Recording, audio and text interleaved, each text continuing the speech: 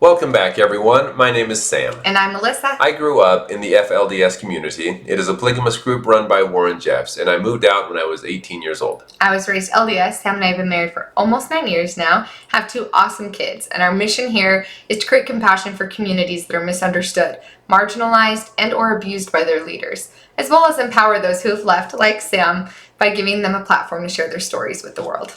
Yes, and thank you all so much for your support through subscribing, liking, and sharing our videos. We really do appreciate all that you have done for us. We're going to be talking today about the last episode on the documentary 3 Wives, 1 Husband on YouTube. Yes, it is all about the Rockland Ranch group, and we wanted to make a special episode about this 4th and final part of the series because it has such an interesting underlying topic, which is basically polygamy and the law in Utah. Yeah, so it's an interesting dynamic because there is a lot of polygamists in Utah. Do you remember how many about? Yes, there is supposedly about 30 to 40,000 active polygamists in the state of Utah right now. Yeah, so there's a lot of members. So when they talk about these laws that the government is considering or not considering putting into place, either way, it is affecting a lot of people. And Utah has a very interesting history with law and polygamy because in order for them to become a state was one of the first reasons why the manifesto in 1890 with the mainstream Mormon church, the manifesto came out saying, denouncing polygamy and saying that they were no longer going to practice it. And that was part of them becoming a state at all within the United States. So it's very interesting that they kind of had to end polygamy in order to become a state. And since then, there have been plenty of laws back and forth on whether or not polygamy should be legal, illegal. Right now, polygamy is illegal in all 50 states, including the state of Utah. But they have done certain things to try to accommodate for the fact that the religious people within Utah are going to practice it anyway. Whether they claim that they're practicing polygamy or just have multiple women in their house, right? However they want to spin it, they're going to continue practicing polygamy. Something that I respected from the Rockland Ranch group is that they didn't want to just say, no, these are just women living in my house. They wanted to be true about who they were, and that's one reason they felt the need to stand up for their rights, because they wanted to be open about what they're doing in the practice of polygamy. Yeah, growing up in a small town outside of where Sam grew up in polygamy, we were very familiar with the polygamous community out there. And I remember my mom always telling me as a young kid, she was like, well, it's more respectful for a man to say, I want to actually be married to these women and take care of and have families with and support and love multiple families than what it is for a man to just go sleep around and have a bunch of baby mamas. Yeah. So their willingness to say, okay, I am actually dedicated to this person. I call them my wife because I love them. I'm creating a family with them. That part of it feels like it should be respected in some aspect towards, with the law. And so it ends up in such muddy territory. But you're right. The fact that the Rockland Ranch group, they said, no, I'm not going to call my wives mistresses. I'm going to call them my wives out of respect for my wives. Right. And we have to remember, too, that if you just look at it that way, then what's the big problem? Why does the government even need to worry about polygamy? Why is it a big deal? Why not just leave them alone, let them live their lives? Well, the problem is in some communities, aka the one I grew up in, the FLDS community, there was things happening, abuse, especially to minors, to younger girls, that is just not okay. And that's where the government had to stand up and say, okay, we got to create some kind of law to prevent this from continuing on. Yeah, it's a very tricky situation and a very fine line between religious freedom and having to protect women and children from situations that they can't get themselves out of. If they're born into the FLDS community, they don't even know that there's other options out there, that being forced to marry somebody that's 20 years your elder while you're still a minor isn't normal, isn't something that should be forced upon them, and all the things that come after that and the different forms of abuse. So Utah's had a very tricky time trying to find a balance between protecting people's religious rights in being able to, like the Rockland Ranch group, take care of their families and things in situations where it seemed, at least from the documentary, that there wasn't the same kind of abuse that was in the FLDS. Now, emotionally, that's up for debate, whether or not there's a certain amount of emotional abuse just being in those situations. But as far as like physical and sexual abuse, they didn't mention anything like that within the documentary. Not saying it didn't happen. We don't know. And because we have talked to and have had interviews on here with people from other groups that have mentioned some abuse happening in different polygamous groups as well. So we're not saying that nothing bad ever happened in the Rockland Ranch, but it didn't show that in any of the episodes. And you can't blame something like polygamy itself isn't a construct to say, okay, because they're polygamous, that means abuse has to happen. And we want to make sure that we're clear in that just because somebody is polygamous and has multiple wives or multiple families does not mean that there has to be abuse.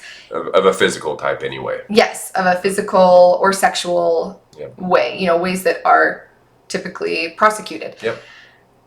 But on that same note, it does seem like there's been multiple cases in different communities, particularly the FLDS, that those polygamous actions leave room for greater chance of those type of abuses happening. Yeah. Statistically speaking, children in that community are more likely to be abused or to be married off young and have sexual abuse, those type of things, than the other children in Utah. So those are the statistics that lawmakers are looking at when they're trying to decide how can we protect those women and children and also not make it a felony if people aren't being abused and aren't having those issues. Yes, and so I believe it was in 2017, the documentary, it shows clips of this. The government was trying to pass another law to prevent some of these things from happening, these abuses. And of course, the Rockland Ranch looked at it as, oh no, they're just trying to take away my rights. They are trying to criminalize what I am doing, how I'm living. That is not okay.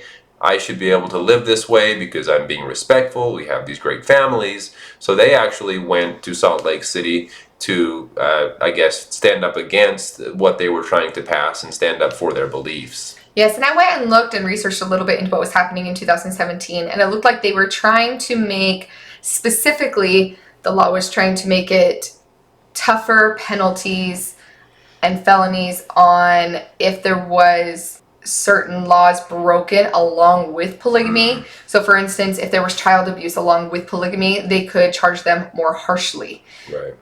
As a way to basically try to not let people use polygamy as a guise to mistreat or do criminal acts. Right. Which, again, in 2017, at this point, Warren Jeffs have been in prison for a while now.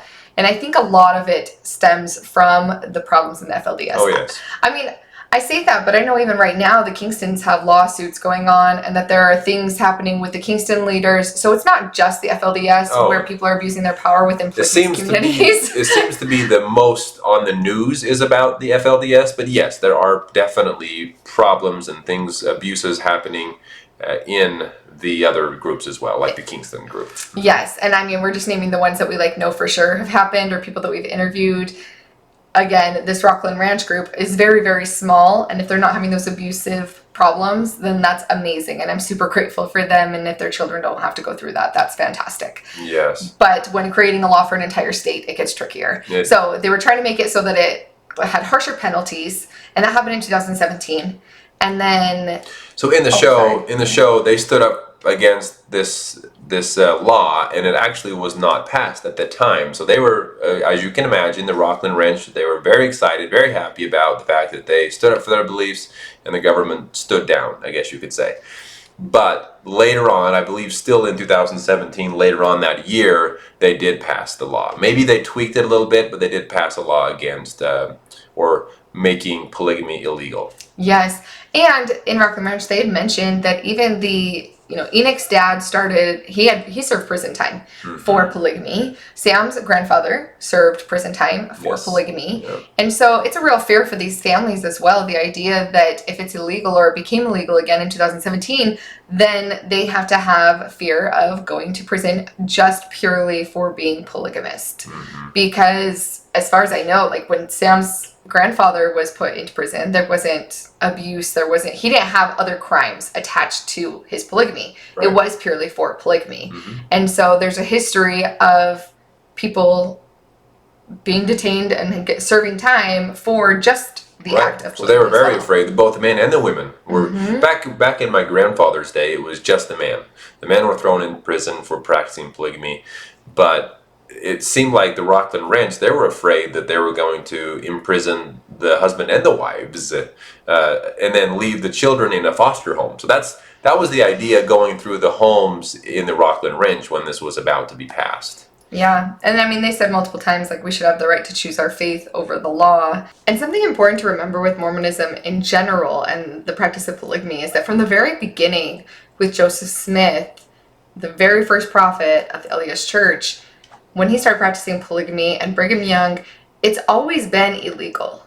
It's always been something that, I mean, the saints got driven out from the Midwest and brought to Utah, and part of that religious freedom that they were looking for, a huge portion of that was because of polygamy. And so for all offshoots of Mormonism, when it comes to polygamy, there is that history, and there is the piece of them that when they're getting persecuted for polygamy, while obviously nobody wants to go to jail, nobody wants to be imprisoned, they know that it's more important for them to stand up against the law and do God's will instead, and that if they do, they'll be rewarded. And that has been constantly repeated, and repeat, rinse, repeat, like it's the same thing over and over. And so even in 2017, they were very happy, obviously, that didn't go through, but no matter what was going to happen, they weren't going to stop the practice of polygamy, because they believe that it is more important to follow God's law than the state's law. Then later on, the law was